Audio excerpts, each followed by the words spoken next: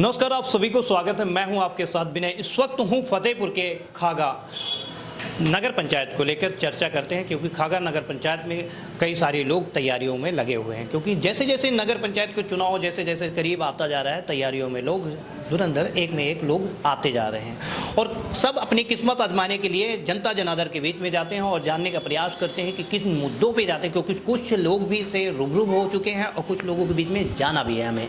और जाने के जाते पीरियड में हमारे बीच में कुछ एक ऐसे मेहमान बैठे हुए हैं जिसपे हम बात करें तो वो सपा से दावेदारी कर रहे हैं। उनका नाम है अखिलेश मौर्य जी। अखिलेश मौर्य जी से जानने का प्रयास करेंगे अखिलेश मौर्य जी किस तरीके से जनता के बीच में जा रहे हैं, किन मुद्दों के साथ जा रहे हैं, क्या कुछ तैयारियां हैं, इन्हीं से जानेंगे कि क्या कुछ तैयारियों के साथ जाते हैं। और यदि अगर मौका मिलता है तो मौका मिलने के बाद इस बार खागा को किस नज़रों से देखना चाहते हैं, इससे पहले किन नज़रों में देखा है और इससे बाद किस नज़रों में देखेंगे, ये तो इन्हीं से बाखूबी जाने का प्रयास, क्योंकि यहीं के रहने वाले हैं और इन्हीं से जाने का प्रयास करेंगे किस तरीके से इससे पहले और कई सारे चुनाव हुए हैं। कई सारे चुनाव के बीच में कई सारे उतार चढ़ाव भी देखे होंगे, उस पर भी हम सवालों का जवाब लेते रहेंगे। कई सारे बाखूबी तरीके से नहीं यहाँ पे क्या कुछ हुआ है या किसके राज में क्या कुछ हुआ है या होना चाहिए, ये इन्हीं से जानेंगे।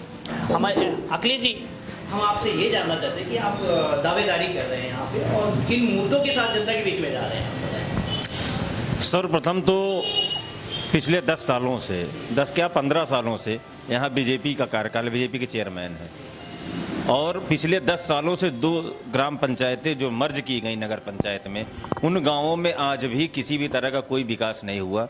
वो गांव आज भी गांव की शक्ल में ही हैं। ना वहाँ पे पेयजल की कोई व्यवस्था है, ना वहाँ पे साफ़ सफाई की कोई व्यवस्था है, ना वहाँ पे पानी निकासी की कोई व्यवस्था है। वो गांव के गांव ही बने हुए हैं पिछले 10 सालों से। इन सब व्यवस्थाओं को लेकर के, इन सब मुद्दों को लेकर के हम लोगों के बीच में जा रहे हैं और अगर मौका हम लोगों को मिलता है तो हम लोग सारी नगर की सुविधाएं उन गाँवों को भी मुहैया कराने का पूरा प्रयास करेंगे। तो नगर निकाय चुनाव आ गया है, करीब आता जा रहा है। अभी कुछ मामले कोर्ट में भी फंसे रहे हैं और कुछ मामले में क्या क्लियर कब क्या हो जाए। अभी 27 का बढ़ा हुआ है डेट। और जैसे आपने बोला कि 9 गांव मर्ज हुए हैं, उन पे 9 ग्राम सभाओं के लेकर कोई सारे विकास नहीं हुए हैं, तो क्या लगता है कि अगर मौका मिलता है तो उससे बेहतर विकास, किस तरीके का विकास करवाएंगे? हम लोग बेहतर विकास, पहली बात तो हमारी सोच है कि हर गाँव में समुचित पेयजल की व्यवस्था हो। नगर क्षेत्र में जो लाइट है जो केवल नगर को ही मिल रही है, जितने ग्राम सभाएं मर्ज हुए हैं उन गांवों में भी नगरीय क्षेत्र की लाइट की व्यवस्था हो।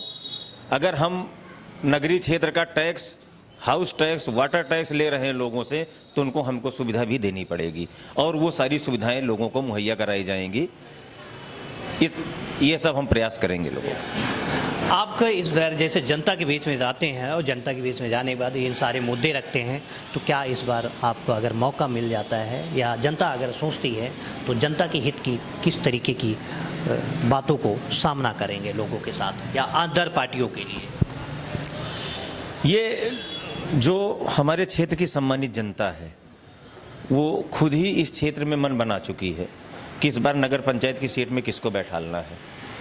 इस बार वर्तमान सत्ता में बैठे लोग, उनका कोई भी मुद्दा नहीं चल रहा है, क्योंकि वो मन की बात कह करके लोगों को इतना छल चुके हैं कि अब लोग उसमें फंसना नहीं चाहते।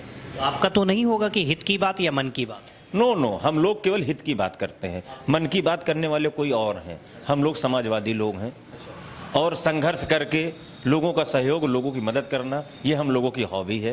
वो तो कहते हैं मन की बात करने वाले, तो वो तो कहते हैं गुंडों की पार्टी के गुंडों की बातों पे कभी भरोसा नहीं करना चाहिए। आपका क्या कहना है? वो तो दिख रहा है ना। आज की कंडीशन ये है कि अगर छोटी सी आप गलती कर दें, आप मीडिया से हैं, अगर छोटी सी गलती कर दें, कोई गलत न्यूज़ चला दें, तो हो सकता है कि आपके ऊपर कोई मुकदमा कायम हो जाए। तो आज की वर्तमान सत्ता में बैठे लोग जो हैं वो केवल आम जनमानस को हर तरह से शोषण करने का प्रयास कर रहे हैं। समाजवादी सरकार में कभी आम लोगों का शोषण नहीं हुआ।